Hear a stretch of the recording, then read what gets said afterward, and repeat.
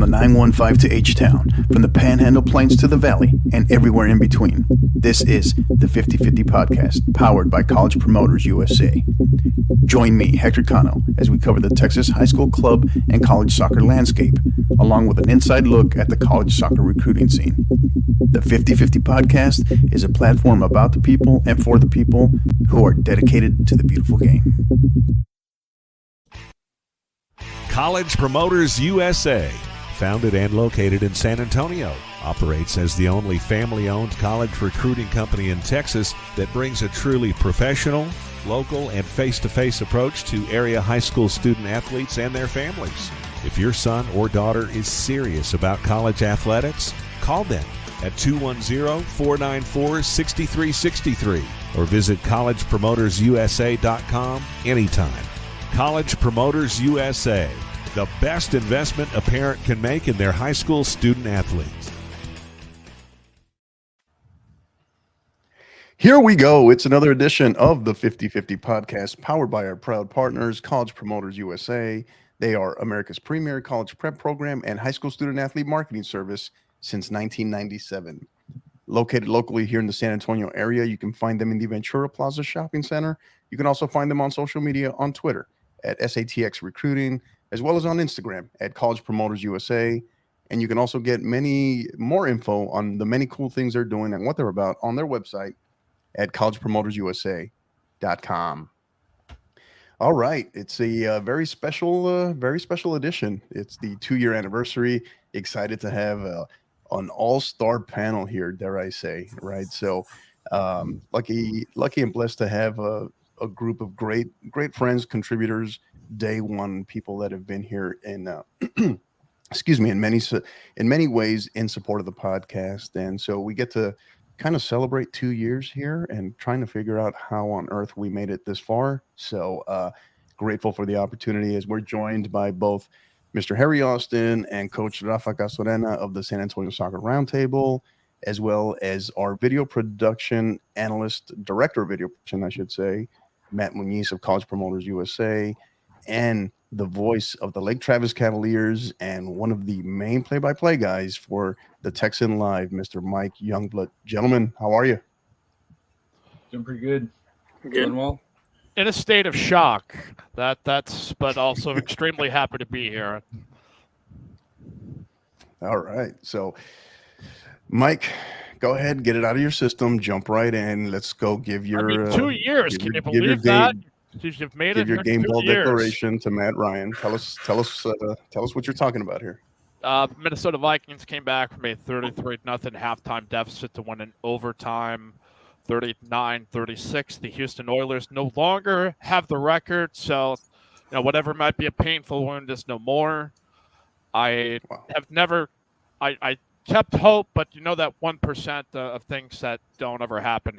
So it's trying to get myself focused and appreciate the moment. But as a lifelong Viking fan, we have been traumatized and put through a lot of suffering. That just a little bit of joy to sprinkle it on in. It's a good thing. I'll have better energy than if we lost. That's all I'll have to say. There you go. Great stuff. Awesome. Harry, how's it going? Doing well. I'm here for the cake. It's en route. Getting mine in the mail. All right. Yeah. Bill cake. It's en route. Yeah. Gluten-free though. It's got to be gluten-free, right? So, all right. Awesome. So, Rafa, how's it going, buddy?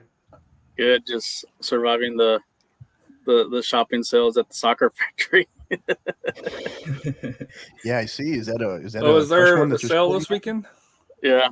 I was there yesterday at 8 o'clock in the morning in line, and then I got a nice tumbler, USL championship tumbler, and then went crazy on some of the gear. And then I went again today. Hey, thanks for the DM, my friend. Yeah, they have. Okay, so Rafa, so give us full scope on that. This is their big winter blowout sale that's going on through tomorrow. Started yesterday. Yeah. Tomorrow, yeah. Yeah, I kind of said the same thing. Yeah, I said the same thing, Harry. I just randomly came across it on the new San Antonio Soccer Roundtable Instagram page, right? So a little shameless plug there for you guys. and I see a little story of a line of probably about 30 people at 8 a.m. or something like that. I was like, man, what is this? So yeah, I was like, I didn't realize they were that hardcore, right? So there was a legit. You can get some good sales if you catch it right. Yeah. What time? I almost got in early. What time was it when you? I almost got in earlier because they asked us questions. They asked me what color was the ball at the '66 World Cup. I was like, well, I wasn't born in '66. I wouldn't know. Not telling is it orange or white? I'm not sure. They even have color photos then? How would you be able to tell? That's true. That's true. So, and Matt, okay, thank you. Thank you for being here. Appreciate you. We know it was we brought you in off the bullpen, right? Or in out of the bullpen. So appreciate you being here. Yeah, how's it going, man? Definitely. Congratulations on 2 years. Appreciate you letting me come on, and be here. And yeah, just kind of worked out. Had a brief little period in time. I got my wife's work Christmas party here soon, so that's the only reason I would have to sneak off here. But a pleasure to be here. Pleasure to meet you all. Yeah, awesome. Yeah, and thank you for being here as well. So we know that if and when you have to head out, just like I said, just let us know. And all right, so big thing, like I said, very informal, just kind of more of a, like I said, celebration of being able to be a part of this, grow the game here in terms of Texas high school soccer, the college piece, the coverage there, what we're trying to do on the recruiting front. And Matt, since we know you may have to dip out early, let's dive into a little bit of recruiting talk, right? From maybe from the video perspective and beyond. What are some of these trends? We got 2023s out there that there's still a lot of them that are out there that are they're in those last stages of trying to close the loop, if you will, and make decisions, right? And maybe even some 2024s, right? That haven't quite made final decisions yet. What are some trends? What are some things you're seeing right now with those two particular classes? Right now it's just 2023 is obviously the clock is their worst enemy right now. My only thing to really say to those athletes, 2023s, 2024s, pretty much just any athlete who really wants to play in the college level is be proactive. And be as proactive as you can. You can't just, sit back and play, hope the coaches come and see you. Can't just show up to a tournament, hope the coaches go and see you, at this particular field at this time. We actually had some kids in our program. And what I mean by being proactive is before you hit these tournaments, there's a list of coaches that are going to be there, who are going to be viewing. Our recommendation, reach out to those coaches, get your film ready, tell them, hey, coach, I'm going to be here, at this ECNL St. Louis, showcase. Here's my schedule. Here's my film. If you like what to see or, would love to have you, come by a game, you have to reach out to that coach. And we've even seen some responses back where the coach is like, hey, appreciate the email. We'll make sure to add this kid to our list. And that's the thing. These coaches show up to these tournaments, to these events with already a list of kids in mind. So, you have to do things to, essentially put yourself on that list and simply reaching out, email, DMing. The most important thing is going to be the video. I know I'm the video guy, but that's simply what it comes down to. You could tell a coach how great you are, how awesome you are on the field. All they're going to do is say, awesome, give me some film so I can see and evaluate myself. So the first thing that I would do, especially 2023, try to get the best, 3-minute film, 5-minute film you can. Try get your highlights from your best 3 to 5 games for kids that just play in the showcase this weekend. If you can build highlights from this showcase, those kids that reached out to those schools before, they can always go back and say, hey, coach, I don't know if you saw me, but, here's my highlights from this weekend. Or the ones that that the coaches that didn't show up, they can then take those highlights, send it to those group of coaches that maybe they were at a different showcase, at a different camp or something, But like the main thing is just getting your film, getting your most recent film, because, you can't rely on last season's film just because the athlete right now is bigger, faster, and stronger than they were, 3-6 months ago. So that's why we always say, be proactive, try to get your film, reach out to those coaches. Obviously film's number one. Number two, I would tell these kids just, Google search soccer programs in their state, start off there. But they're going to need to at least go to their page, fill out their recruit questionnaire. That's how they get their information, in their system. After filling out their recruit questionnaire, there is a staff directory. There's coaches. They have their emails, simply a simple follow-up email that says, hey, coach, I'm so-and-so athlete. I play here. I was all district. I have my season coming up. Would love to be a part of your program. I just filled out your recruit questionnaire. I have my film right here. Please tell me, I would love to be a part of the program. Please tell me what I need to do, to be in consideration. That little reach out to the coach and letting them know like, hey, I filled out the questionnaire. I have the film, just let me know what to do. Now, those bigger programs, those D1s, if a kid hasn't heard from a coach at that level, up until their senior point, there's a good chance that may not happen, so obviously, if that's still your dream, still hit them. But if you don't hear anything back, you have to, just unfortunately take that as a no. No news is essentially bad news, and just move on to that next school, because eventually throughout all the no's, one of those schools is going to say yes. And at the end, you could email 100 schools. If one or two of those, offer you, you're only going to go to one of those, so Absolutely. It's just, right. just being proactive and, just really do what you can to help separate yourself, from the pack. It's just gone are the days where you can kind of just, sit back and play and, someone hears that there's this amazing kid in the town over. Now it's a click of the button. You can go to their huddle, Trace, Bio, they all make it real easy to just clip and save your highlights, that these kids, have to take advantage of it.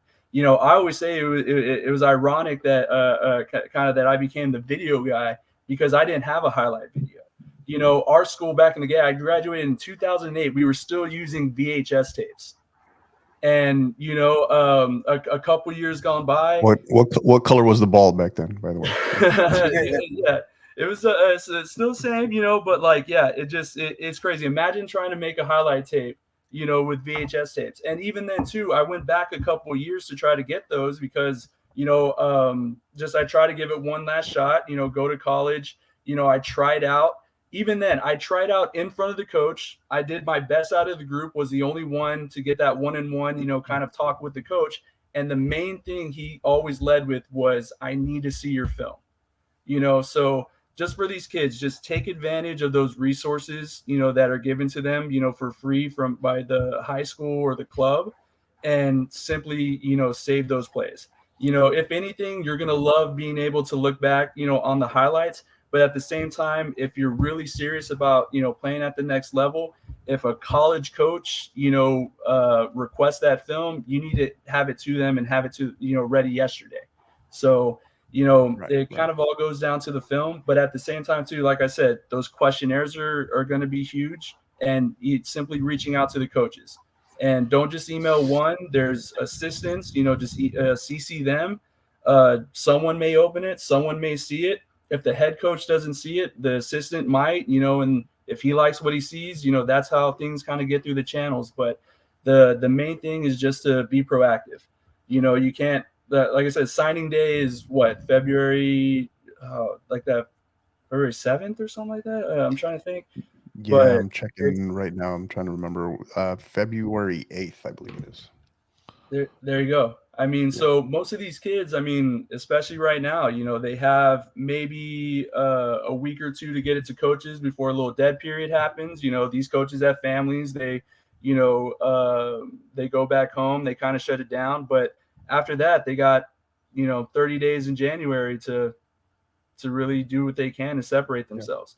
I would also maybe look out for showcases and camps. A lot of those, kind of happen, especially this coming year. There's going to be a camp that's going to have a few coaches there. And like I said, if you do decide to go to those, like I said, you got to have your film ready, but make sure to reach out to those coaches and say, hey, coach, I'm going to be here. Here's my film. You know, I'm ready to go. You know, what do you need for me to be a part of that program? And that's just it.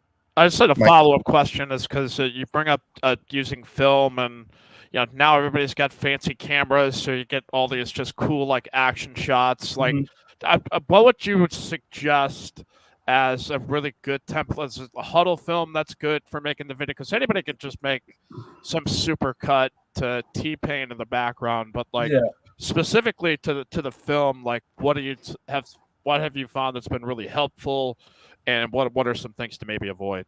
You know, kind of like you said, you know, you see a lot of those videos that have those super cuts. You know, these college coaches, they want to see the play develop. You know, they want to see them running, you know, if it's a play, you know, from one goal to the next, you know, they want to see, you know, the speed they run, maybe the angle. So, you know, a lot of the videos that at least we do, you know, I always try to tell, you know, even people I'm teaching how to do them. It's like, there's always that one point or that one pause, you know, where the athlete's like there, and then you kind of see them cut and make their move to the ball. Like, show that cut. You know, don't just show, you know, them jumping, you know, maybe into a header like midway through. Like, show them cover that field. You know, you just have to show more of the play develop. So at least that's what we do. You know, we of course try to make our videos is, you know, for the families and as highlight as we can. But at the end of the day, we do make them towards college coaches. And that's the main thing. I know, like like I said, for soccer, one of the big things is going to be speed. So, you know, don't, you know, show them running half field, you know, show them running that full play.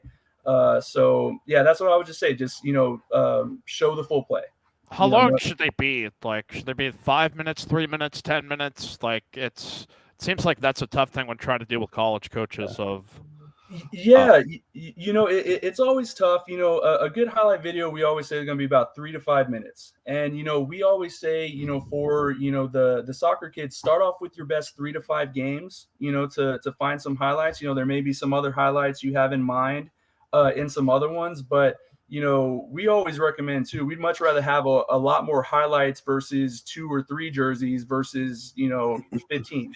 You know, kind of shows them dominating a little bit more, you know, against each squad. So, you know, 3 to 5 minutes is perfect. You do have those ballers where, I mean, heck, they're just going. It's like this, you know, kid's a beast on the field that, you know, we have 8-minute videos, 9-minute videos. It's rare you get those 15-minute ones. But when you deal with those all-state, you know, athletes and stuff like that, you come across a highlight, you're like, man, I don't know how I can delete that or not show that. But, you know, every athlete's going to be different. You know, an athlete can get away with 1.5 minutes worth of film. You know, it's got to be, you know, a little exciting, you know, hopefully a couple goals, you know, some exciting, you know, defense like takeaways maybe. But yeah, it can range from 1.5 minutes, 3 to 5's kind of that sweet spot. 7's a little, you know, and 9's getting a little up there. And then, you know, 15, it's just, you know, we try to tell the parents like, hey, you know, we did our best to delete them. Please let us know. But, you know, at the same time, like, you'll be amazed. You'll delete a play and a parent will be like, oh, we really like this, you know, one pass. And you're just like, all right, I'll go back and, you know, add it in. You know, now it's 15:49, you know, so. Yeah, Matt, let me hit on something there, Matt. So Mike, to answer your question, part of that is the piece, because I know we sit on enough evals, and when I come in, right, that Matt has seen, and that we get that question a lot in terms of video, right? The actual how long should it be? But the point of emphasis that we make, along with JM, our director of scouting, is those first 30 seconds. That is the most crucial. So it doesn't whether it's 1.5 minutes or up to 5 minutes, as Matt mentioned, is those first 30 minutes or 30 seconds, I should say, are critical, right? That's what we call the ooh factor, right? Meaning, you know, you're a college coach. Let's look at it from the college coach's perspective. He or she, their email, they're getting slammed with 100 to 200 of these a week or a month, depending upon what school they're at, right? So as they're going through these and they click on a video, in those first 30 seconds, we got to grab them. We got to grab their attention, and we got to get them to be like, ooh, and get them to sit up in their chair and want to watch the rest. Because what college coaches don't have the time for is to sit through 3, 5 minutes, 7 minutes, or 15 minutes and 49 seconds of the same thing, right? So if we don't catch them within those first 30 seconds, they move on to the next one. Because they have to. They simply have to. So understanding that parents and student athletes, when they're constructing their clips, they have to look at it not from their perspective, but from understanding the college coach's perspective, right? That's critical. Yeah, absolutely. And, even in the more soccer world too, after, say like that first highlight video, second highlight video, once these coaches, start recruiting them a lot more, that's actually where full game footage, comes into play. Mm-hmm. And, once a college coach requests that full game footage, they want to see, obviously not only the highlights, but, what happens when they, turn the ball over, when they, get it taken away, how they respond. So, that's in the world of soccer, basketball, we found that, like after a few highlight tapes, once they start requesting that, full game footage, that's when, at least they're taking a further look, into those athletes. Yeah. Sorry, I got ambushed with a guy with a lot of speed here. It really closes on the ball wall. But just unbelievable instincts. No, you're good. You're good. So, great stuff. Any follow-up, Rafa? You got anything for Matt as well? Any on the recruiting talk side? As far as with the recruitment, how are you on with the academics? Since I work on the recruiting side with admissions. Okay, that's well. How do you like this year? I noticed a lot of kids when they come up to my tables or college fairs or visits, like that, especially like athletes. Very few of them have go out and apply, and that's one thing I tell them: you need to go apply so you can show the coach you're interested in the program. How do you guys take care of those things? The main thing that we do, in College Promoters is we help bridge that gap between athlete, and coach. And, obviously that's taking their video, taking their information, shooting it directly, to their email inbox. We're even able to kind of track and get a good, recruiting report of who's opened that email, just, teach these kids, obviously the ones where, coaches have kind of opened them, a little bit more. It's kind of shows that they're doing, they're just kind of putting them on their radar. But so academics. I mean, we love academics because in that recruiting athletic world, the higher the academics, the more money these coaches can, of course, get to their athletes. And if they can pull more from the academic side, obviously that frees up more, athletic money to where they can maybe go get another athlete or, just make it more, a little bit more financially better or a package. But I mean, academics is huge. The ones, obviously like I said, the more opportunities are there. Because if you have a kid that can pair athletics with some good academics, good SAT score, ACT score, you get a chance to start looking more into those Ivy League schools or, just those higher academic ones. And man, we've over my about 11 and a half years, about to be 12, there's a lot of kids that we've seen that good athletes, maybe a little undersized, just that 5'9" wide receiver, the 5'11" linebacker, the 6'1" lineman. If they have the academics, it's crazy just the more opportunities that open there. And if these kids, man, I try to tell them, just take the visit. A lot of kids, especially here in the state of Texas, love Texas, don't want to necessarily leave, but it's only for 4 years. You can always come back home, especially with the transfer portal. If we can get more film, then we actually have a better leg to stand on, whenever we decide to transfer. But yeah, no, it's just if these kids can really just pair that academics, athletics, the world can really open up for them. And if they just take that jump to go visit, man, it really can open some doors. We always say, college, it's not necessarily a 4-year decision. It's a 40-year decision. It's going to determine the friends you meet, the teammates, who make their own businesses or go on to places, the girlfriends that you bring home, or a girlfriend, boyfriend you bring home, to mom. It really does determine, that whole outlook. So, for these kids that, if they're unsure, I mean, that's always what the visit's for. You know, you can show up somewhere, and and know that if a coach gave you $30,000, you'll play there or not. You know, go to Minnesota right now, or up in Buffalo, during the winter.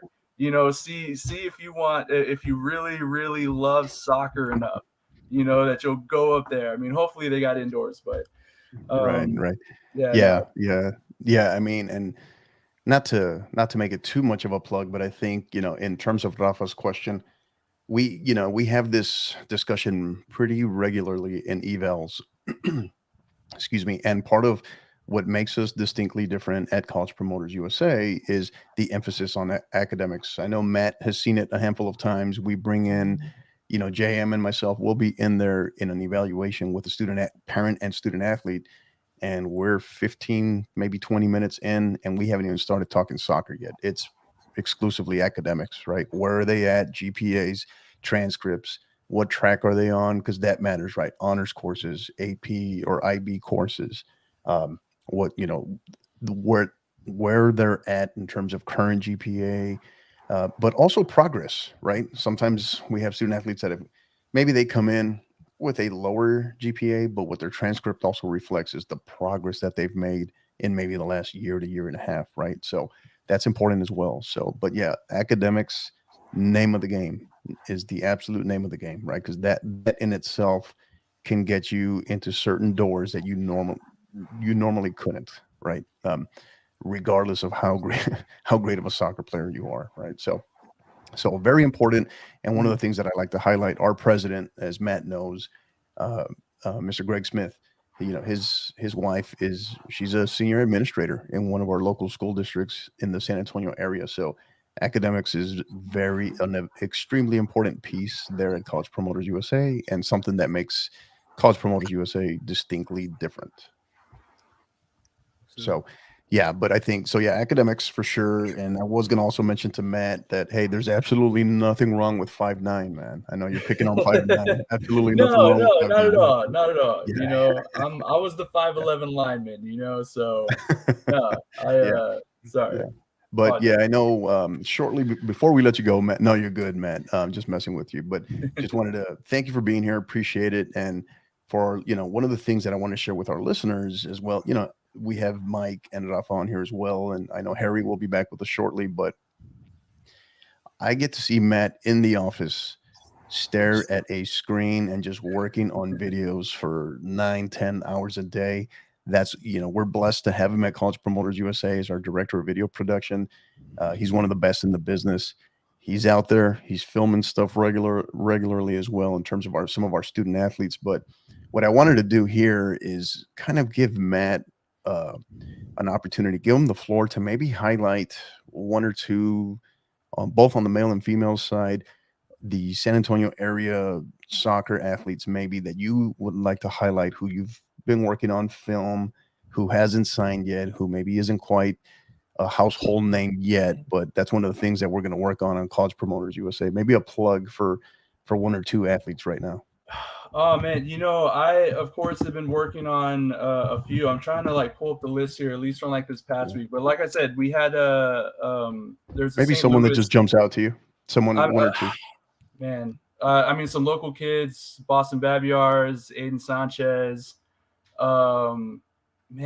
Jack Clower. We got a few kids. I mean, it's crazy, just the talent out there. Being blessed to work on these kids too. It's just crazy. It's a lot of times in recruiting too. For some of these kids that are just under recruited, it's just not. It's not because of talent. It's just the fact that there's millions of kids out there, and it's just a coach just doesn't know their name yet. So, I mean, it's been amazing, working on some of these kids, sending them out, seeing the feedback. I mean, San Diego State, on some of these kids, reaching out to, come to their camps. We want to see you, live. And, that's just the main thing, when coaches request, that you get out there to a camp, these athletes, you have to go. That's like, applying for a job and not showing up for the interview. They're not going to hire you. Yeah. They're going to hire the other people that showed up that day. So, they've been blessed to work on a lot of kids. So yeah. And that's Boston Babyart's Brandeis product, and also SA City product, as well as Aiden Sanchez, who plays for Johnson High School here in San Antonio, and also a SA City product. So believe both of them are actually in St. Louis right now at the ECNL Showcase event. So wishing them the best. Definitely wishing them the best. They're out there, performing. I mean, oh man, I didn't even Eden Rodriguez, freaking popping up here. Like, yeah, there's plenty, of course, that I need to go back and look, but yeah, a lot of great talent here. And like I said, it's you got a female for us. You got a female you can give us?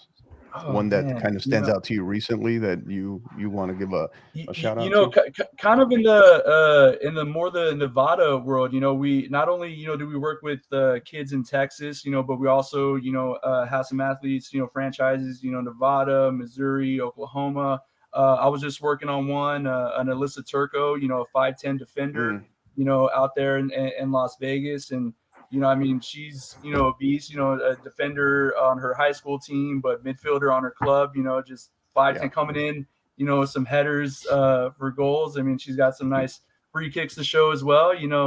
It's she's probably on my mind for right now. Who's she being looked at by, Matt, if you don't mind me asking, like what schools are interested in her? Well, I know we recently just did her video, and I know like with her being in Nevada, those more areas kind of have a better grasp on it. I know we'll be shooting her out this coming week, just because that's how we work. Every time we update video, that's essentially for our athletes an excuse to relaunch them out, send them back to coaches, and like I said, just be like, hey coach, here's highlights from this past weekend. If you were there, hope you saw him. If you weren't, here's his highlights. He's still looking for a home. It's just sorry, lost contract there, but no, you're good. Yeah, you're good. But yeah, just with these kids, I know I got some limited time here, but just have them be proactive. Like I said, video coaches have to see you play one way or another, whether live or on the screen, see some highlights, and just go to that camp. Like I said, when you show up, you'll have a good sense of whether or not you want to play there. But that'll definitely open up a lot of doors there just to show up. Right. And Matt, before we let you go, quick question for you. Put you on the spot, no pressure, right? Okay. So, but I often get asked the question, right? I was actually asked it at an event that I was at yesterday. Is how is College Promoters USA doing with just in general in terms of the talent, but how is the soccer talent in San Antonio, right? What is it like? What have you seen maybe over the course of the last year or so? What are some of the trends that you're seeing in terms of the talent in the San Antonio soccer area, if you will, maybe even up to Austin? What's a trend that you're seeing or that you've noticed in terms of this area? I mean, just the club play, I feel like especially, in the 11, 12 years that I've been here, there's a few more clubs that have kind of popped up, obviously just the opportunity to get out there, we're working with more kids, ODPs, ECNL teams, just these ballers where, in the past, I mean, it was more just kind of like, kids who just played high school, the club and travel wasn't necessarily as popular as it is, now. So, I mean, these kids, it's, just keep playing, and like try to travel, try to be on the best team, be in front of that talent, because when you can go to a, coach and say you're on the best, ECNL team or, the Olympic development, personnel, it's just, it's kind of something that obviously, those kids are, ballers. They deserve, those accolades. But yeah, just the level of talent, just running around, just playing yearly. Mm-hmm. It's sometimes, just the spring, it's like, oh, I got, soccer here to do it, but no, it's the summer schedule, the fall schedule, it's this is always the busiest time because, football obviously ended, volleyball ended, but basketball starting, you got the baseball, soccer, everything. But yeah, it's just that travel. I mean, unfortunately, you have to pay for it, you know, to make it to those games, make it, you know, stay those nights, get the hotels. But yeah, just playing in front of that competition, you've just seen a lot more athletes just doing it, participating. Yeah, thanks for that. And Rafa, Mike, anything else for Matt before we wrap up and ask him the most important question?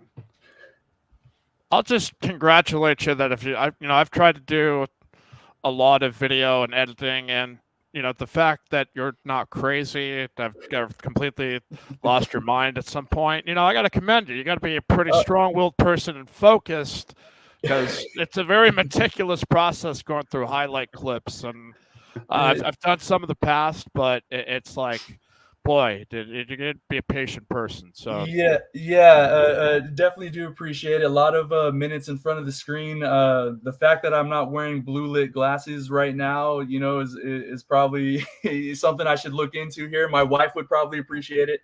But yeah, it's definitely a task, But what I do love about it is literally, I've worked in my position. I've worked with all of our athletes. I've seen all of our athletes, all of our kids that have gotten those opportunities to play. I'm blessed and, honored to say that I got a chance, to work on that video. Yeah, it's definitely a little taxing, but it's well worth it in the end.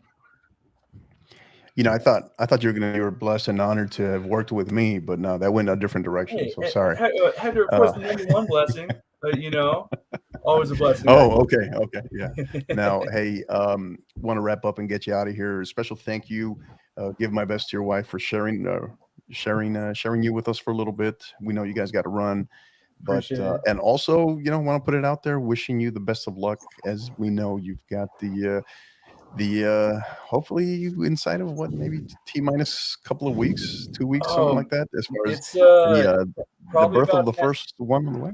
Yes, the first spawn, the Muniz, about 10, 11 days, hopefully 12/28 should be here. It's getting awesome, real. Yeah, we me and my wife, we're looking forward to it, getting the baby room together. There's boxes here, I'm trying to, get it all ready, but yeah, it's right. We couldn't possibly have anything to do by now, I'm sure. Just panic for like 10 days at least. Yeah.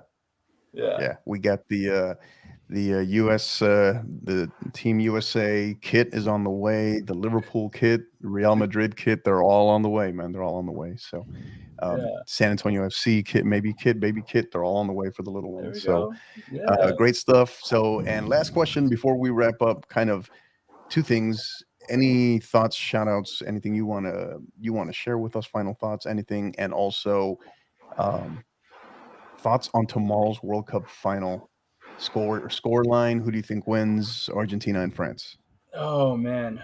Well, that's I'm probably gonna have to go, France. I feel like it would be appropriate for Messi to get that. I feel probably obviously the last one, but I also love sports cards, so I've been collecting a little Mbappe. So hoping for some good news at least on Monday or so. But you got some graded stuff, or what do you have? Yeah, it was a graded pinkback world sticker, like his the Russia like the 2018 World Cup, PSA 6, but I mean still something that. I just thought had to invest in them. I'm a sports card nerd, so that made me perk my ears up a little bit. I'm like, oh, okay, it's a weird market, certainly for soccer cards here at the World Cup. I think don't get. We're not going to go down that road. But I was going to say, that's a different one. I got this whole Hertz horde. I've been he was my guy to bet on, so that's a different podcast. But would always love to talk about that too. All right, yeah. Awesome. All right. So scoreline. So you got France scoreline. What do you think? 3-2. I don't know. Let's keep it a little exciting, a little high scoring. Back and forth. But 3-2 is nice. But yeah. Looking forward to seeing it. But at least last words. Just want to say, Hector. Appreciate everything. We're like I said, we're lucky and blessed to be a part of the 50/50 podcast, of course, having you, in as well. You've been instrumental in bringing a lot, of those, like we're saying, these stronger, soccer athletes. So, we really appreciate it. It's our head soccer guy. Just keep killing it. Year 3 is gonna be awesome. Hope to talk to you, all of you guys again when the time comes. But yeah, just keep killing it. You're doing awesome out there. Matt, thank you, brother. Appreciate it. Appreciate you coming on here. Tell your wife thank you again as well.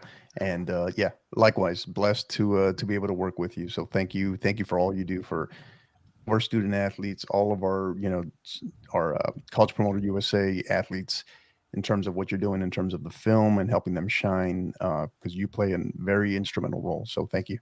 Appreciate that. Appreciate it, guys. Pleasure meeting you all. Wish I could stay in on the rest of the conversation, but you guys got it from here. Take care. All right. Take care, Matt. We'll see you. Bye. All right, guys. Thoughts, questions, or obviously he's gone, but anything recruiting related before we kind of move on? Or anything he said that kind of got your attention? Sports cards. No, I'd love to meet that guy, but unfortunately, he's gonna have a kid. You might not see him for a couple of years. So you weren't lying about the ears perked part, right? You were like kind of head down like this. He said, kind of just trying to retweet and send links and stuff out there, try to get the word out, and it's hit the old reticular activation system, kind of like a dog that just smells a treat. Mike, any updates on Vandy DeSoto? Last that I saw, tweeting to Mr. Thomas Jones, the Austin American Statesman, who's doing his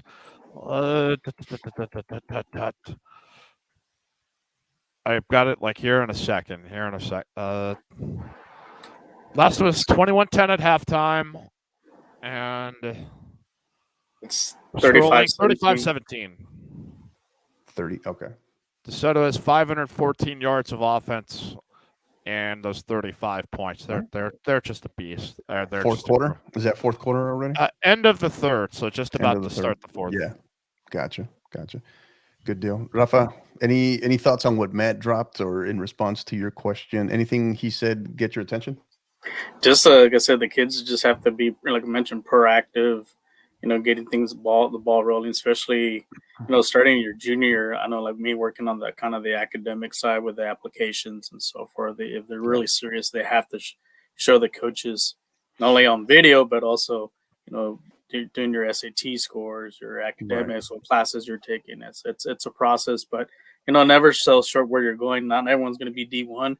There's some awesome D2, D3 programs, NAIA programs. As long as they're willing to help you pay for school, that's all that really matters. Yeah. And the interesting piece on that too is just because you can go D1 doesn't mean you should. That doesn't mean it's the right fit for you, right? So in helping student athletes figure out what that right fit is for them, that's such a crucial role, right? And when you're 14, 15, 16 years old, that's tough. That's tough to try to figure out, right? And this is why understanding that not to go about it by yourself, and understand that it's a process, that you're not alone, or that it doesn't happen. Hey, I sent an email to coaches and I never heard anything. I was like, okay, great. Did you follow up with another email? Did you attempt to call them? What did you do? Did you follow them on social media and maybe DM them or something? There's different ways. So for sure. Did you hang outside of their house and just kind of say hello? No, I wouldn't do that. That's But I would love to see the coach that did be like, wow, you are determined. I need you. Okay, right. Don't do that though. Yeah, so we start segueing here. We start talking a little bit about Texas High School Soccer, Inside Texas High School Soccer, our spinoff series show that both Rafa and I co-host. And that's kind of, Mike, where we rewind back to, what was that? Probably about a year and a half ago or so now, where we crossed paths. And you were doing play-by-play for the Texan, then covering Lake Travis, and they met their then ultimate demise versus eventual state champion Lee High School, San Antonio Lee. Right. Tell us your take from when you first started then to now, over the course of last year and now. give us a kind of a layout of the 512, right? The greater Austin area. What's your take on some of the talent on both maybe the boys and girls side? Any programs that kind of the obvious ones, maybe the strong ones, but then some of the ones that you have maybe your eye on that a lot of people aren't talking about? It's kind of interesting now that I've been in it, the whole landscape of just all the sports, and then like you're trying to correlate between, well, this school's generally good at baseball, or they're good at bat, or like a good strong football program. Like generally it seems to like the athletic success is like a shared departmental thing. So it's unbelievable to me here that in 6A in District 26, where you've got not only three-headed monster on both sides, and girls and boys, probably between Lake Travis, Westlake, and Dripping Springs, that the trip factor coming up to 6A is just like, are you kidding me? Like you've got, I mean, up to the exception of like Lake Travis girls soccer, which I think is the new coach, and I think there's, the sky's the limit for them. But you have a drip program that won a state championship. You've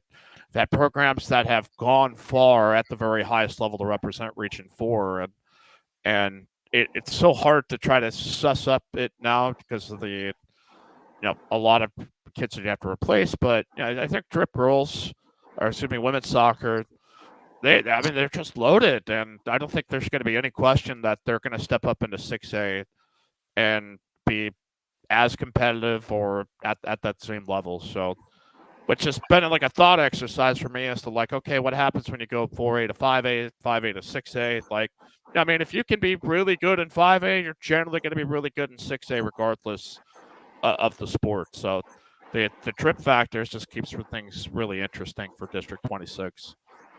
Would you add Vandergrift as probably the fourth team in that mix? Well, they're in another district with Westwood, Round Rock. But for that area, for the Austin area, I think given Vandy's tradition, I would probably definitely have them up higher on the girls' side. It would seem.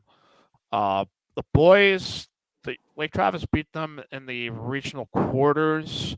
Really nice team. LT, a juggernaut last year, so it's tough for me to sit there and go, they're going to be worse, they're going to be better, but it certainly seems like they got a really strong tradition, a lot of passion on that side, and a decent number of kids coming back, where LT's replacing a lot of kids that there's going to be a lot of good ones stepping on up, but I've not been able to see with my own eyes, which I think there's some scrimmages I hope I can check out before then to give a better answer. Vandergrift for sure. Like that's we know, and excuse me, we know.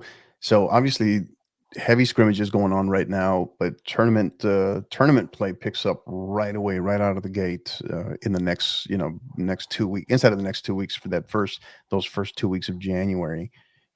Any places that you know of where you're going to be, whether coverage or where you plan to get eyes on certain programs, certain teams, certain tournaments, anything where you're going to be those first couple of weeks of January? I am still kind of waiting to see how I haven't seen like official schedules just yet. I've been trying to find it. Thankfully, I think this year I've tried to take a more proactive approach to email coaches and try to collect some information. So I have a little bit more on my radar before the postseason. What happens is with Texan Live is that we're right in the heart of basketball season, and both the men's and women's side. So it's going to be like nights where one team's on the road, then I've got availability and a producer and a camera person available to be able to just get in a match somewhere. So I haven't foreseen it yet. I'm trying to look up dates to make sure that I at least get some eyeballs on something. But nothing yet. But by the time we get to the postseason, it's a certainty we'll be doing those games. So that's the one thing I can always rely on. Is like, okay, by the time we get to the first round, I mean, we really go ham as far as trying to make sure we cover just about as much as we can here and in our Houston area. And will you be covering Lake Travis men's and women's soccer matches throughout the regular season, district play, anything like that? It will depend on the schedule.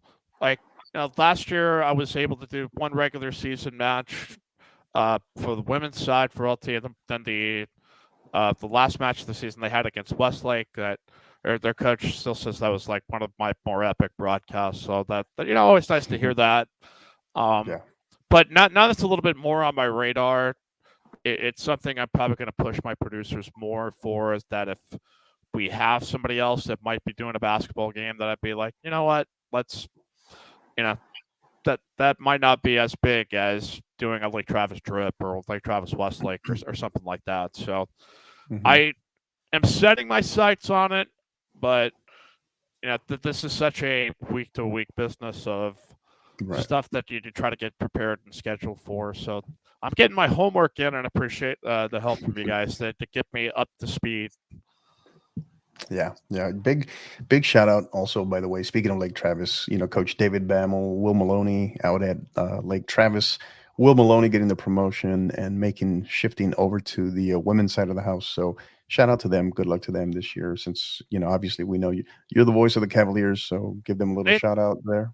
They said they'd be happy to jump back on the pod again. So I'm sure, hopefully there'll be some good stretches of the season that you can be able to get to talk to them again.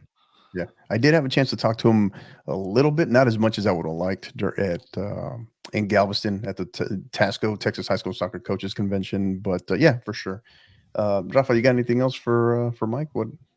Any other thoughts? Speaking of the games, like I know that one big showcase coming up, the Austin Lake Showcase. Any chances maybe featuring a couple of guys? Because I know last year there were some really good teams, not only from the Austin area, but from San Antonio, the Valley, Houston, a couple of Dallas teams. I know there were some Laredo teams as well too. So anything looking forward to maybe that as far as coverage for that? Yeah, let's see which tournament, Austin College Showcase. It's the Austin Lake Showcase. I think that's the second week, I think, of January, I believe. That's part of. So yeah, well, as he's looking that up, one of the things Austin, that's kind of a plug. Okay. That's kind of a plug where we can talk about. That'll be part of our discussion. Excuse me, our discussion on a upcoming episode, our next episode of Inside Texas High School Soccer, which will be next. We discussed Thursday, correct, Rafa? Next Thursday. So that'll be next Thursday, December 22nd, somewhere around 5 p.m. More info to come on that, but that's where we're going to dive into and talk about these key upcoming tournaments, who's in them, and we'll talk a lot more about repeating or most likely to repeat champions, which of course we have to start right out of the gate. We have to start with South Lake Carroll women's soccer, who is the preeminent number one choice in terms of to repeat their title, because they forget about reloading. It's like a whole new. They're kind of like Brazil in terms of what they have. They can only start 11. I think that's their biggest problem. But yeah, they are absolutely loaded, and it's going to be on the rest of 6A on the women's side to try to figure out how they can top them. Yeah, I'm just pulling up the field for that. So you have the Woodlands, South Lake Carroll, Westlake, Brandeis, Rockwall Heath. I mean, this is a pretty sick field. I'll be pretty ticked if I don't find some time to. Yeah, maybe we can talk to our network about broadcasting that. But it's wow, that looks okay. But we're gonna try to go check that out at the very least. Yeah, and South Lake Carroll, Rafa, you can speak to it a little bit more. They'll be here, their women's side at least. They'll be here was it the first week of January? I think the second week, I believe. Is it second? Okay. Yeah. I believe, they're 15th. Yeah, they'll be here for the Northeast ISD Showcase. And I think confirmed they're playing Brandeis, Johnson, San Antonio Johnson, and also Reagan. So it's three of the top programs, here in San Antonio that they're going to be facing. Last year I went to the game when they played Bernie Champion, and Bernie Champion upset them. They beat them. Even though I think that was in penalties, wasn't it? Yeah, it was penalties. Yeah. So good stuff. So a lot more to come. Very excited about what we have planned, what we have in store for Inside Texas High School Soccer this year is we plan on having many more episodes. If you missed our preview show, right, which aired a couple of weeks ago, go back and listen to that Inside Texas High School Soccer, the season 3 preview show. We kind of laid out a lot of the things that we're planning on covering this season. Rafa, maybe tell us a little bit about that. Maybe a couple of the things that you're most excited about. I think what I'm most excited about, what teams are gonna do, some damage, like especially like some of those ones moving up from 5A to 6A, like Dripping Springs. I'm real curious, especially with the girls' side. Mm-hmm. How's like Travis and Wesley gonna deal with them? Also, there's I did see some teams move down from 6A to 5A, like for example, like the Swinson Valley boys and girls are going to be in contention for that. And then also in the Dallas area, it's Salina. The girls had a great run last year, winning the state champion. How are they going to reload? And I just saw a couple of the scrimmages, and they knocked off a couple 6A teams, which that says something there. When you knock off some 6A teams and you're playing from 4 to 2, that says that you're not rebuilding, you just reloaded and ready to make another run. So that's what I'm excited about. You mentioned Midlothian Heritage, right? They make that jump to 5A, and then we talked about Highland Park, right? They make that jump to 6A. Make that jump to 6A. But just the sheer volume of talent across the state, but then of course, particularly the DFW, the Metroplex, is pretty amazing. And we're looking forward to covering that. Again, we talked about South Lake Carroll on the women's side, defending their state title. Obviously, the starring for the U.S. Youth National Team, Kennedy Fuller, and now her little sister joins the group, Camden Fuller. So that's going to be a lights out group to watch play as well. So looking forward to that. Year two in the books. Year 3 looking ahead.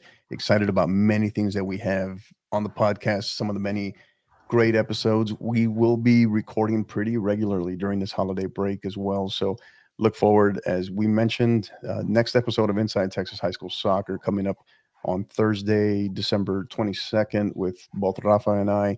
We'll start to dive into a lot more of the upcoming games, tournament play, but also on Tuesday, that'll be announced later this evening. Have another coach from a preeminent program in the state, in the greater San Antonio area, that'll be joining us on Tuesday. So we're excited about that.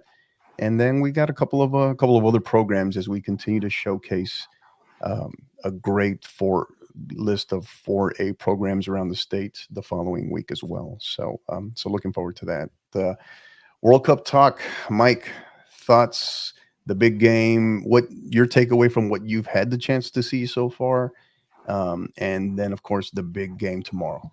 The third place match was fun today, and that's kind of the cool thing. I mean, it's probably a little weird to play it, but the fact that you have nothing to lose, it just allows for teams to just go full out of attack, and I think that's way more fun to watch than defensive football. Yeah. And that's the weird part is I work in a card room, so it's a very international crowd. We all love to watch when the matches are on. It's it's on, and then you just hear a lot of the same cliches of what people don't like, and I'm just trying, I'm going to walk off because it's just they're so dramatic.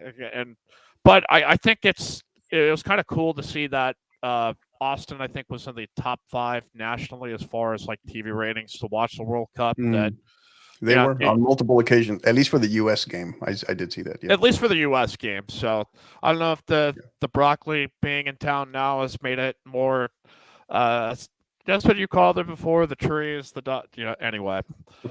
Broccoli FC. Poking fun of Austin FC, and I wasn't really that big into it just yet, so I couldn't get defensive about it. So, but it's such an interesting time to have to do it right smack dab in the middle of everything, and it's been as crazy as I thought. And we could probably delve into whatever you think about U.S. soccer, but I think it's probably been all said and done at this point, and. Mm-hmm.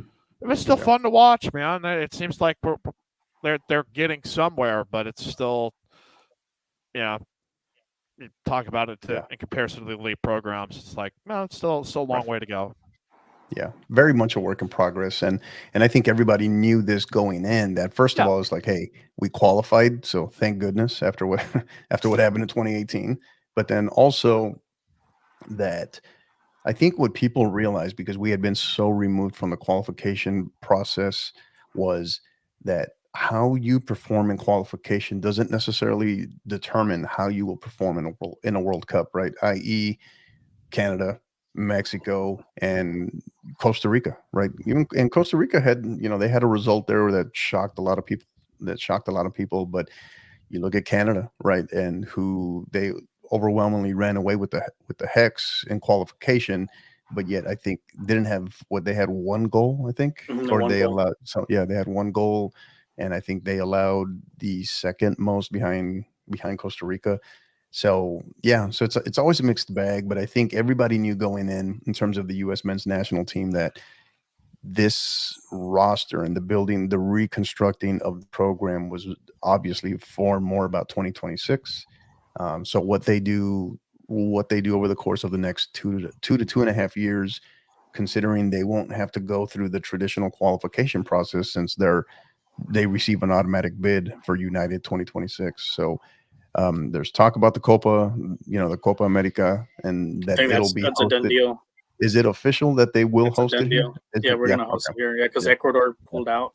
Right. Yeah. So I knew they had pulled out, but I didn't, and I know there was the push for it, but I didn't know if it was official. But yeah, they're gonna definitely have to step up who they play against in terms of friendlies as well, and then of course that next crop, that next group of talent that's trying to break through as well, in addition to this group, that because just because they were on this roster, it doesn't guarantee that they will be here 3.5 years from now. Rafa, thoughts? Yeah, like I said, I have big expectations with Mexico. It's just especially with the coaching staff. I think they lost that team. It started strong when we first got hired, and then it just never progressed, and it just never. And that's what you want. You want a progression, like what the U.S. national team did this year. I know they're looking in the mirror as far as fixing a lot of things. Especially even though they're professional league like Liga MX, I think they're going to try to do a regulation promotion, and they're going to try to promote more of the younger players, because they've had success in some of those the U15, U17 World Cups, or Olympics. They got a gold medal in London because they beat Brazil. So they need to do a lot of fixing within the next 3 years.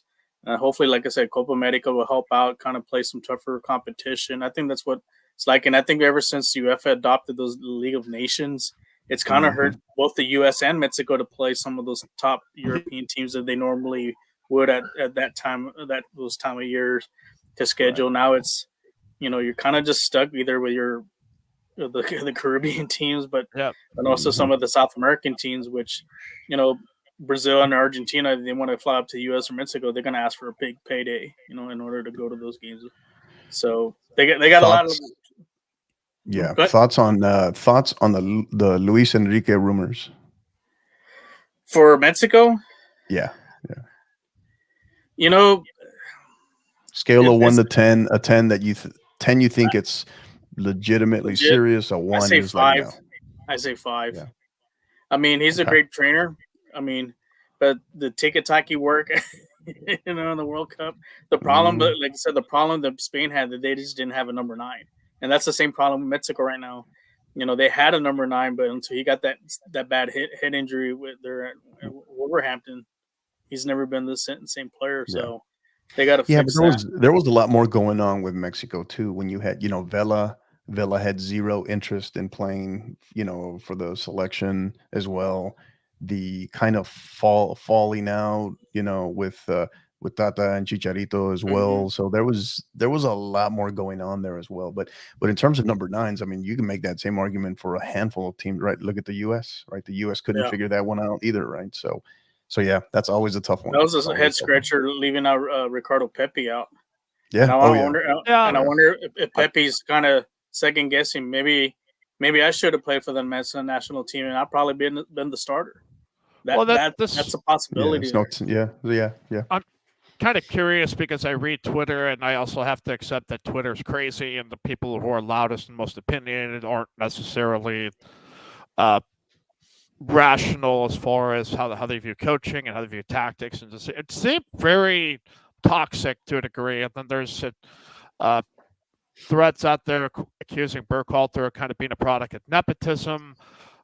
I don't know what to think. Like, they seem fine, but it's we don't want to necessarily throw out the baby with the bathwater. But yeah, it certainly seemed like there was some decisions that a lot of people questioned, and I'm kind of curious your guys' take on it. Is it between the lines, or is it, hey, you don't know what you're talking about? Yeah. Well, no, I mean, I think obviously when it comes to the U.S. Soccer Federation, Greg Berhalter, there's a lot to be questioned there in terms of procedure, in terms of policy, nepotism, the links with brother. Obviously, I mean, those are legitimate questions, right? Right. How it all played out, speculation. It's just that, it's speculation. But I think what we do know, or at least what was played out, is the recent drama that you've seen with and I talked about this in our last episode, our last podcast with Coach Gibbs Keaton from the new UTEP women's soccer coach. We talked about just this, is that the recent drama with Greg Berhalter and Gio Reyna, and why he wasn't getting more playing time, how that unfolded.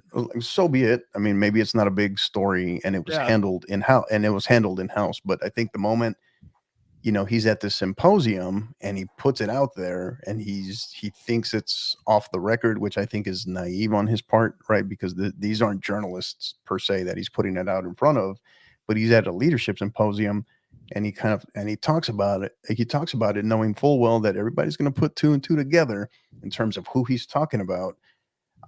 I question either I don't want to call it competency level, but you're either doing that because you're either naive or you're on your way out. You want to be on your way out. So which leads me to believe that I don't think Berhalter returns as the after that incident. I don't believe he returns, because I think the other piece too, because before that happened, I think it was The Athletic had put out a story that there were multiple players playing in Europe that had they didn't have the greatest of confidence in terms of Greg Berhalter being the coach that they need 3.5 years from now, right? So, and then of course this happened, and I personally don't see it, but again, what do I know? Because there's been so many instances where I think the soccer federation, the USSF, is going to go in one direction and they go in another. Yeah, I mean, like, in match, it didn't seem like they were incompetent or anything, but it certainly, I don't know enough to know to be like, they should have done this, they should have done that, but it just certainly seems like, if everything's fine, all of these things are generally at a minimum, or if it is, you can contextualize it, and it just seems like a lot of noise. And if they go that route, hopefully they're able to line up the most ideal candidate to take this a step further. Right. Well, the game with the Louis against Louis van Gaal had a great game plan against him. He kind of exposed a lot of the. Oh yeah, that was just brutal. And if that group of talent, they have, for the next World Cup, they have to at least make it to the semifinal. That group, but in order for them to do that, because they're not like to being the host, they have to have a coach that's going to elevate, because they have really good players playing in top European teams. You need to elevate their level of play. It's kind of what and that's what Van Gaal did with a lot of that's a young group. That's a team that you got to kind of look out for in 2026. And what you've seen with for France, look at their level, their players playing with the top European teams. They've taken up another notch, even though they're defending champs. They've taken up another notch as far as their level of play, especially like Mbappe. Mbappe is just he's a lot better now than he was in 2018. So then that's what they need to find in order for them to make that next jump, to really kind of be taken serious. Who's out there? It's going to be, I think Roberto Martinez has also been discussed. I think the ex manager of Belgium. There's a lot of names out there. There's a lot of names out there. It's just a matter of what direction they want to go. But I don't know. I know Mexico's also looking at him too. And right. I know Mexico's also. I still think that they're going to make a serious push for Luis Enrique Mexico, that is. Mm-hmm. So I don't know. I think Robert Martinez would be a better fit. I think he's more of a player's coach, and I noticed with Luis Enrique, he kind of depended too many of his those Barcelona players, and he was kind of biased against the Real Madrid players, and it did cost him a couple games because of that. Yeah. Let's say if you have Sergio Ramos on that squad, even though it's a young squad, even though he's an older player, but he has that leadership, and especially the penalty kicks he makes. I think he could have helped them maybe taking the next step, kind of build that foundation and show these kids, okay, this is how you win games, like especially these pressure games. Yeah, you can make that's taken from the Tim Ream mold, right, of what you saw with the U.S. Yeah, very, very true. Yeah, great stuff. So we'll see. We'll see. I think it was exciting to see the U.S. emerge with some sort of identity in terms of their midfield, but clearly they needed a number 9. And the other piece too was that they needed depth, right? Because the moment you look to make any sort of substitution that involved, McKennie being able to go 90 minutes, that was tough. But anytime you saw something that involved McKennie, Musa, or Tyler Adams had a phenomenal tournament. Dude was awesome.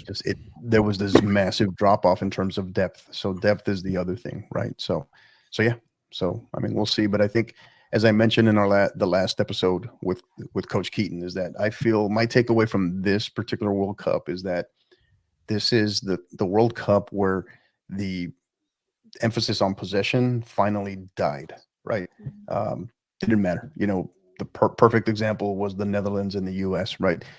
Louis van Gaal, Van Gaal telling the U.S., here, we're going to let you have the ball. Right. Oh yeah. And we're gonna force you to in these terms, and then we're gonna pick our moments, and boom. Right. You look at Spain. What was it? Spain versus Morocco. I think they had at one point in that match they had 83% possession. Right. And they lose. You look at Croatia versus Argentina. Right in the semifinal, Croatia had about 69% of possession over the course of the match, and they lose. So.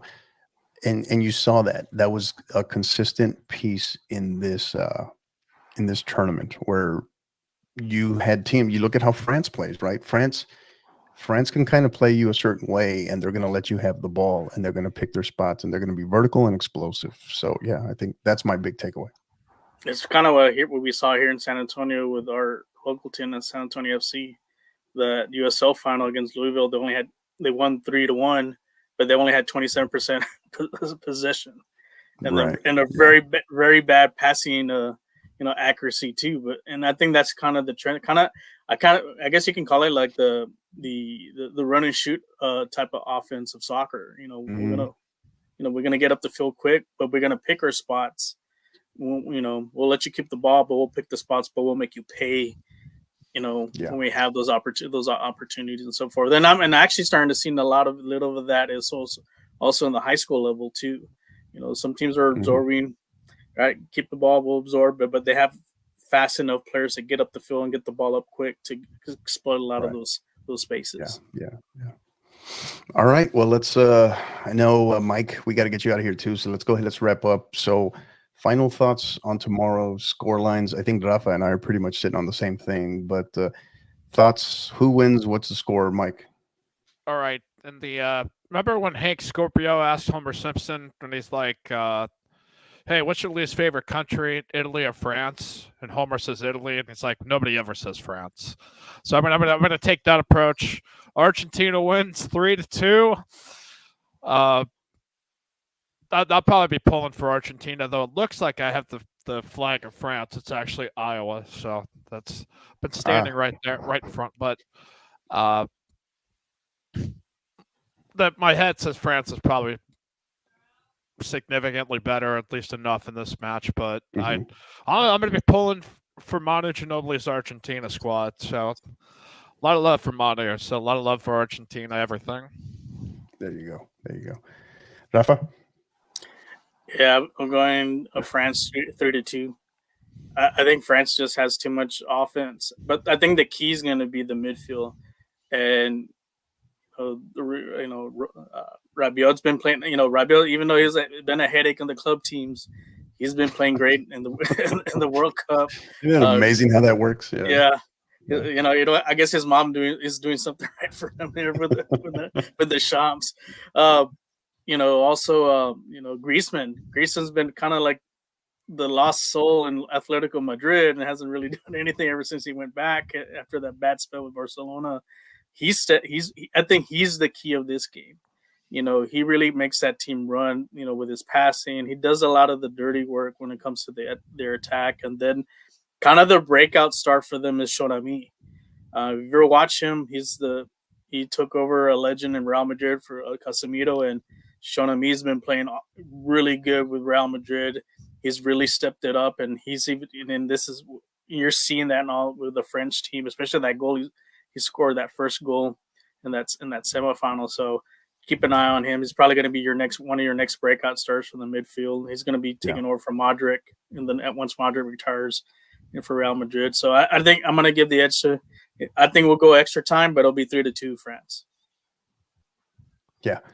So we're all interesting. We're all coming across on 3-2, right? So I had made my announcement the other night, which I know Rafa saw, 3-2 France as well, but I have a feeling it's going to go at least into extra time, right? So that's the vibe I get.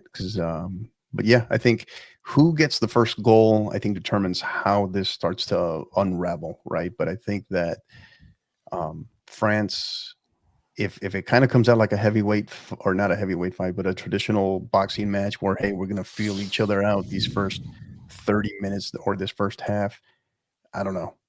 That'll get interesting. It could get tight, right? But I think that if France holds back, plays back too long, and they let Argentina, who's very much a rhythm team, a momentum-based team, if they let Argentina kind of build a rhythm, excuse me, they could be in trouble.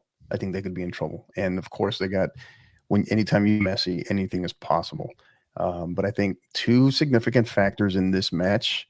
I think it's going to be an overwhelming Argentina home match. Just the incredible fandom that Argentina has had this tournament has been amazing.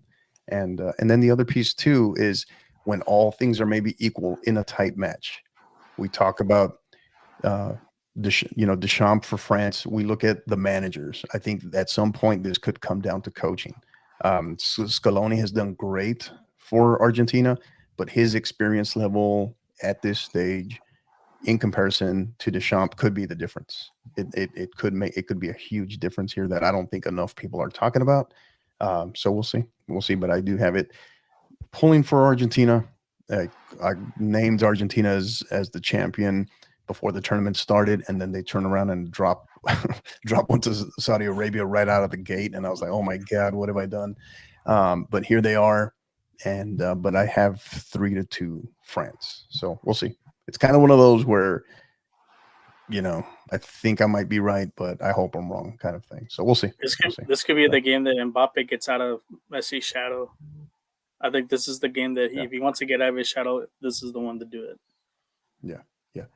I mean, it could kind of be an early coronation, right? If France wins this, and Mbappe, now at age 23, his second World Cup title on top of everything else he's done, it could kind of be that for essentially what makes this match so intriguing, right? Is the passing of the torch, if you will. So yeah, it'll be interesting for sure. So, all right, gentlemen, that's going to do it. Thank you again for joining us. In addition to, we know Harry had to run, so thank you to Harry for being here. Thank you to Matt as well from College Promoters USA for joining us. A special 2-year anniversary show for our listeners, our supporters. A special thank you to you. Thank you to both. Thank you to you all for everything that you do in support of us. We're grateful for that. And where we started on December 15th of 2020 to now is humbling, amazing, grateful for it all. And just humbled more than anything. A special thank you as well to our podcast team, to our proud sponsor, College Promoters USA, our podcast team, and personally my wife, who's just a blessing on so many levels, and who allows me to do a lot of this in pursuit of trying to unify the state and do many things in support of Texas high school soccer, our coaches, our student athletes.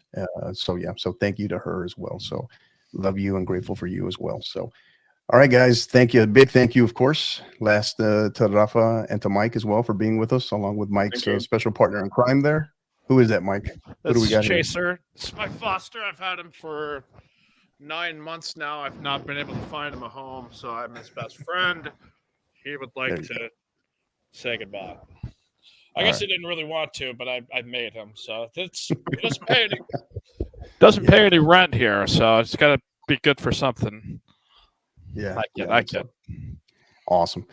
Well, thank you, gentlemen. Really appreciate you guys. Thank you for your time. And again, we'll be coming back to you. So look for another announcement that'll be being released in probably the next hour or two. Got a big time coach joining us next Tuesday on Tuesday. What is that? Tuesday, December 20th. And then that's from one of the preeminent programs here in the greater San Antonio area region 4 program. And then we'll have our next episode of Inside Texas High School Soccer on Thursday, Thursday, December 22nd. Right now, it's looking like 5 p.m. That's where Rafa and I will start to dive into a lot of upcoming tournaments and what are our initial thoughts on the 2023 season as the UIL season gets ready to get underway. And I think that's where we're at right now. Excited about everything we got coming up. And and then we'll have some more the following week, the week after Christmas. We'll have some more episodes coming up as well. So highly excited about all of that. Grateful for all of you again, for our supporters, our listeners. You're the reason why we do it. So yeah, I mean, any final thoughts? Anything you want to share, Rafa, Mike, before we head out? Go Texas. Got the National Volleyball Championship here in a half hour. So there you go. It's just all about the state of Texas. Like, hey, this is their chance. Excited for it. A friend of mine's an assistant coach that joined me on a couple of broadcasts during the volleyball season. So I'm going to be pumped for that. So this is a good settling down period after the Vikings game. It's the wide world of sports day here on a Saturday. So I appreciate you letting me be a part of it, trying to challenge my mind. It's a little fried though at this point. I'm telling you, man, we're going to make you the preemptive 512 soccer, high school soccer guy before it's all said and done. So, well, hopefully it leads to us hanging out at the World Cup and having a beverage up there in 2026. There you go. Throw this thing so they give us tickets. They're like, these guys have to be there. So, wouldn't that be awesome? Cool. Yeah, that would be. Yeah, Rafa, any final thoughts? No, just looking forward, like I said, for the season, and also just a little plug with the 210 Soccer Live or live streams. We're going to be live streaming some games pretty soon. Oh, yes. So we'll be on. Oh, yeah. No. Cat's out of the bag, eh? Yeah, we'll be live streaming. Like for us, we'll be live streaming some local San Antonio games. Hopefully some wild and wacky ones like the one I went last year at Coach Cano's game in Austin with Hyde Park. So you haven't seen that, it's on YouTube. So make sure to watch that. That was probably the craziest high school game I've ever seen. Yeah. Lots of goals. One of the craziest I've ever coached in, that's for sure. We still talk about it. So awesome. So thank you again. Yeah, thank you for everything. Oh, Rafa, you got the plug new. What do we got? New Instagram page. What else? Yeah, we have a new Instagram page. So check it. Like I said, the guinea pig was the Antonia and St. Pius X game. We took some pictures, some videos, and I just got a new camera. So I'll be taking some extra pictures on there. So shout out to Matt. Matt's going to be helping me out. Some of the pictures of some of the games, and I think we'll be doing another show pretty soon. I know me and Harry will discuss it, and then coming out with those power rankings. I know those power rankings. Think it's about for the sheep and all that, whatever. We're just doing it for fun. We just want to recognize, the teams that do well, and what they've done these past seasons and so forth, and the upcoming season. So. But the number one ranking is going to be the championships. That's the one that matters the most. So, but it's good to be able to recognize teams. We do the research. What their schedules, who they play, and so forth. So we don't do it as a popularity contest. We actually do the work to put these teams on and that deserve to have these rankings. Yeah, and a quick quick call out. Want to call out the coaches out at Lake Travis. So Coach Maloney, Coach Bammel. Can we, for the love of God, can we get Mr. Mike Youngblood maybe an LT soccer shirt, maybe? Right? I emailed about that. I missed out on the chance to order it in the state championship one. Yeah. Didn't have any extras. Something on, so I just had to I thought about wearing a blank one to be impartial, but I always got to rep my tribe. So that's just joshing you. It just seems like every time that we talk, it seems like it's the Lake Travis volleyball shirt, right? So just got to pick on my guys there. You have to. It's a pattern that's developed. I should have worn my Coach Maloney, Coach Bammel. Yeah. Oh yeah. The drip. Yeah, shout out to the Dripping Springs. They're awesome, by the way. They're great people. I love them.